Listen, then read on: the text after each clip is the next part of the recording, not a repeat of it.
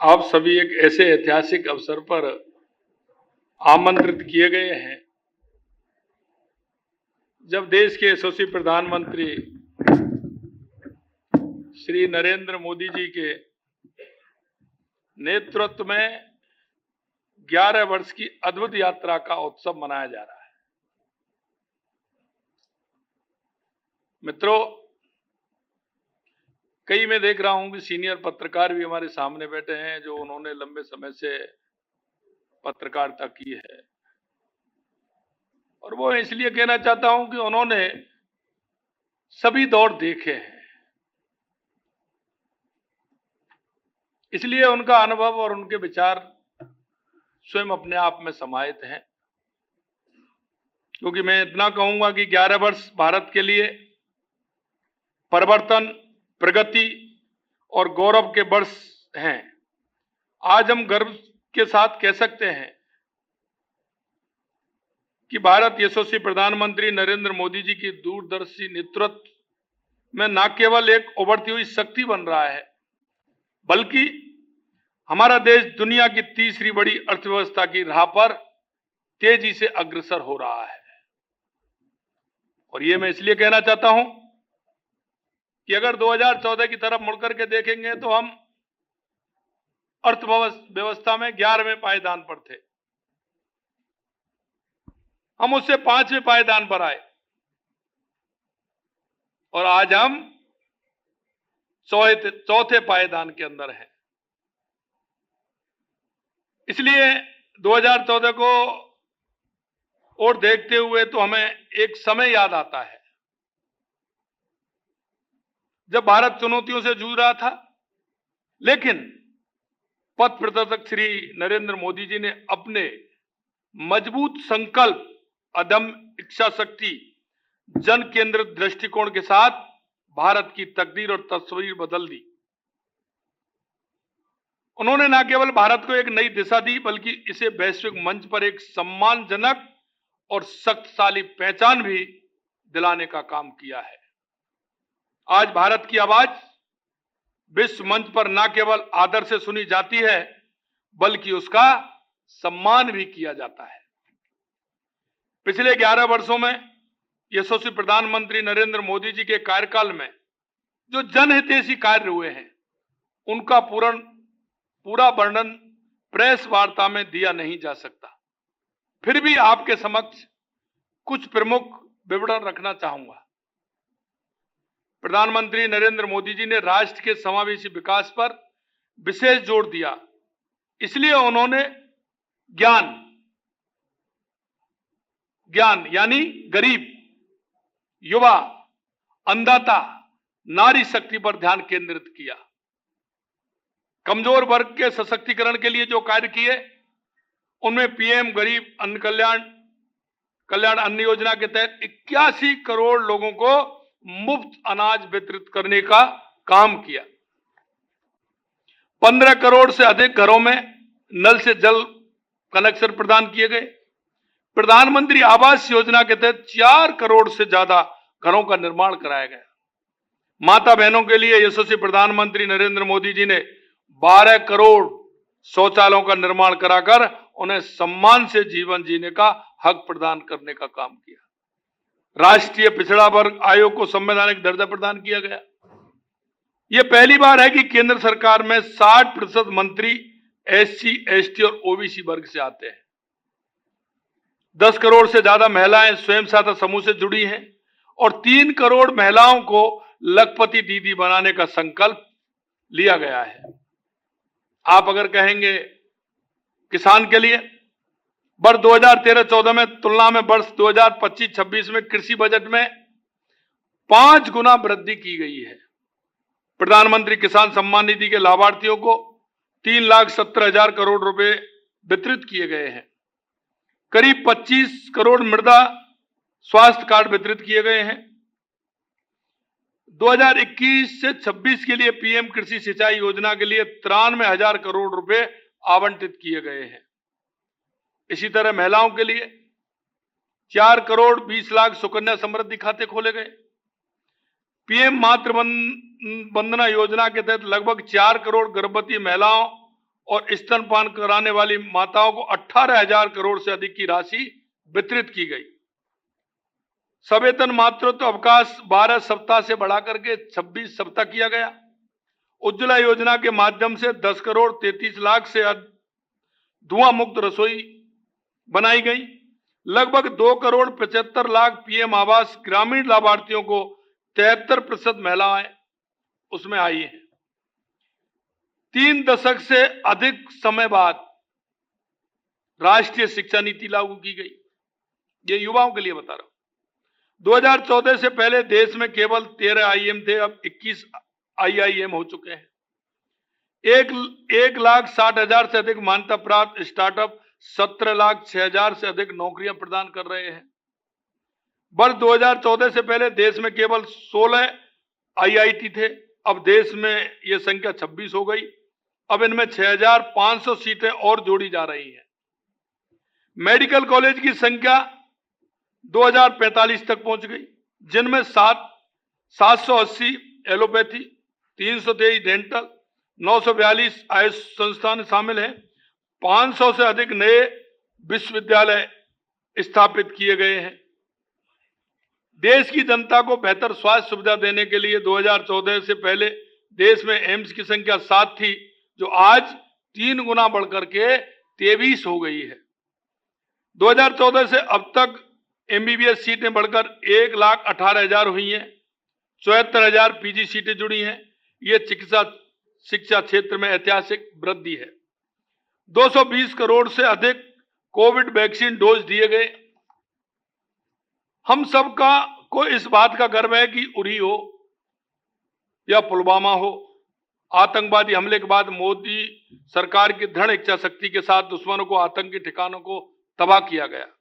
अभी हाल में पहलगांव में हुए कायरना हमले के बाद यशस्वी प्रधानमंत्री नरेंद्र मोदी जी के साहसी निर्णय से भारतीय सेनाओं ने ऑपरेशन सिंदूर चलाकर सीमा पार के आतंकी ठिकानों को नष्ट कर 150 से अधिक आतंकवादियों को मार गिराकर एक नए भारत की शक्ति को प्रदर्शित किया, जो मोदी सरकार की आतंकवाद पर जीरो टॉलरेंस की नीति को दर्शाता है। आज देश में मेक इन इंडिया के तहत स्वदेशी हथियार निर्मित किए जा रहे हैं। ब्रह्मोस, आकाश जैसी मिसाइलें, sniper rifles, bullet proof jacket जैसे रक्षा उपकरणों का निर्माण करने से रक्षा क्षेत्र में आत्मनिर्भरता बढ़ी है। रक्षा निर्यात में 2014 से 34 गुना बढ़ोतरी हुई है। अगर हम 11 साल पहले भारत की अर्थव्यवस्था दुनिया में, मैंने जैसा बताया, 11वें नंबर पर थी, जो मोदी जी के कुशल आर्थिक प्रबंधन से आज दुनिया में 4थे स्थान पर आ गई है। केंद्र सरकार द्वारा जन कल्याण योजनाओं को अंतिम व्यक्ति तक पहुंच सुनिश्चित की गई। परिणाम स्वरूप 25 करोड़ से अधिक लोगों गरीबी रेखा से बाहर निकले हैं। दुनिया भर में इस बात को लेकर सहमति है कि भारत विश्व की सबसे तेज गति से बढ़ने वाली प्रमुख अर्थव्यवस्था बनी रहेगी। 400 विश्व स्तरीय वंदे भारत ट्रेनों का निर्माण किया जा रहा है। अब तक 136 वंदे भारत ट्रेन सेवाएं चालू हैं। 2025 में हाईवे निर्माण की गति 34 किलोमीटर प्रतिदिन तक पहुंच गई। मेट्रो की लंबाई 2014 में मात्र 248 किलोमीटर से बढ़कर के 2025 में 1013 किलोमीटर हो गई। देश में 2014 से पहले 74 हवाई अड्डे थे, अब बढ़कर कुल 160 हवाई अड्डे हो गए। 2014 से अब तक 3.96 लाख किलोमीटर ग्रामीण सड़कें बनाई गई। और आपने देखा होगा, विकास और विरासत साथ साथ रहने चाहिए। अयोध्या में भव्य राम मंदिर का निर्माण कराया गया। भव्य काशी विश्वनाथ कॉरिडोर, महाकाल प्रोजेक्ट बनाए गए। सिख तीर्थ यात्रियों के लिए करतारपुर साहिब कॉरिडोर का खुलवाया गया। वक्फ संशोधन अधिनियम 2025 बनाया गया, जो केंद्रीकृत डिजिटलीकरण और एक मजबूत ऑनलाइन पोर्टल के माध्यम से वक्फ संपत्तियों की पारदर्शिता, जवाबदेही और शासन को स्थापित करता है। आज मुझे प्रदेश की जनता को यह बताते हुए हर्ष हो रहा है कि 2014 में माननीय प्रधानमंत्री श्री नरेंद्र मोदी जी के सत्ता संभालने से लेकर अब तक प्रदेश को 2,11,000 करोड़ रुपए केंद्र प्रवर्तित योजनाओं में प्राप्त हुए हैं। याद करिए, जब देश की एक बहुत बड़ी आबादी भूखी सोती थी, प्रधानमंत्री जी इन लोगों के दर्द को समझते हुए मुफ्त अनाज की योजना को जन जन तक पहुंचाने का काम किया है। राज्य के 4.5 करोड़ लोगों को पीएम गरीब कल्याण अन्न योजना में मुफ्त अनाज प्रदान किया जा रहा है। प्रदेश में 2 एक्सप्रेस हाईवे एवं भारतमाला परियोजना के अंतर्गत सड़कों और राजमार्गों को मिली मंजूरी से राजस्थान की अर्थव्यवस्था को मजबूती मिलेगी। प्रदेश की 9,06,000 महिलाएं लखपति दीदी योजना से लाभान्वित होकर आत्मनिर्भर जीवन की ओर अग्रसर हैं। इसके साथ ही प्रदेश के लगभग 23 लाख लोगों के पीएम आवास योजना के तहत पक्के मकान का सपना पूरा हुआ है। इसी प्रकार 87 लाख ग्रामीणों में स्वच्छ भारत अभियान के तहत शौचालयों का निर्माण किया गया है। आयुष्मान भारत योजना में 1,16,00,000 मरीजों को निःशुल्क इलाज की सुविधा प्राप्त हुई है। प्रदेश की जनता को 23 मेडिकल कॉलेजों की सौगात भी मिली। इससे प्रदेश की स्वास्थ्य व्यवस्थाओं को एक नए आयाम मिले हैं। राज्य के 76,18,000 से अधिक अन्नदाता किसानों को 24,949 करोड़ रुपए प्रधानमंत्री किसान सम्मान निधि के रूप में प्राप्त हुए हैं। उज्ज्वला योजना में 74 लाख एलपीजी कनेक्शन भी निःशुल्क प्रदान किए गए हैं। प्रधानमंत्री मातृ वंदना योजना के अंतर्गत 5,000 रुपए प्रति महिला के हिसाब से 29 लाख महिलाओं को प्रदान किए गए, जो हमारे प्रधानमंत्री जी का महिलाओं के प्रति सम्मान को दर्शाता है। राजस्थान में जनधन योजना के तहत 3,69,00,000 लोगों के खाते खोले गए। प्रधानमंत्री सुरक्षा बीमा योजना में 2,52,00,000 लोग लाभान्वित हुए हैं। प्रधानमंत्री जी का सपना है कि भारत पुनः विश्वगुरु बने, जैसा कि वह प्राचीन काल में था। उनके नेतृत्व में भारत ने न केवल आर्थिक और तकनीकी प्रगति की, बल्कि अपनी सांस्कृतिक और आध्यात्मिक विरासत पुनः स्थापित हुई है। योग और आयुर्वेद को वैश्विक मंच पर सम्मान मिला और भारत की प्राचीन ज्ञान परंपरा आज विश्व को दिशा दिखा रही है। आज भारत एक ऐसी शक्ति है जो न केवल अपनी सीमाओं को सुरक्षित रखता है, बल्कि वैश्विक शांति और सहयोग के लिए भी काम करता है।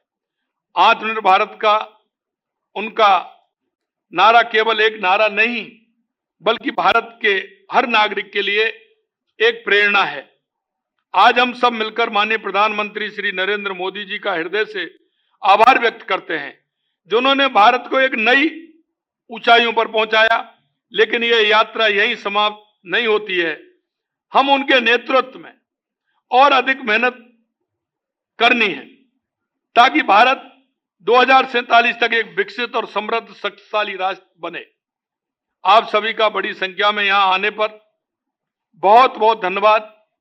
निश्चित रूप से केंद्र सरकार की जल कल्याणकारी योजनाओं को आम जन तक पहुंचाने में हम सबका ये प्रयास यथावत रहेगा।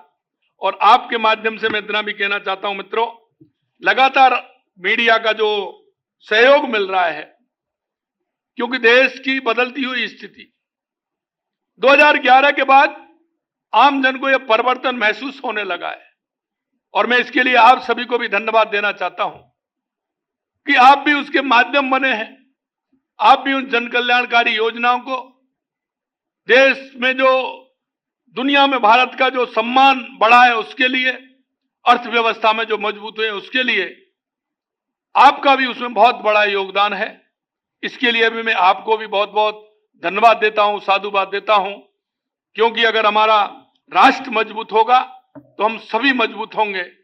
और देश के यशस्वी प्रधानमंत्री नरेंद्र मोदी जी के नेतृत्व में एक विकसित भारत की, दुनिया में एक भारत को जिस नजरिए से और जिस सम्मान के साथ आज देखा जाता है, उसका बढ़ता हुआ सम्मान आपके माध्यम से और बढ़ेगा। इतना ही मैं कहना चाहता हूं कि हमारा भारत दुनिया में बढ़ता हुआ भारत और एक शक्तिशाली भारत, एक विकसित भारत के रूप में निकल करके आएगा। इस आशा और उम्मीद के साथ पुनः आप सभी का धन्यवाद। आपके सहयोग के लिए बहुत बहुत धन्यवाद। जय हिंद, जय भारत, जय राजस्थान। धन्यवाद माननीय मुख्यमंत्री जी।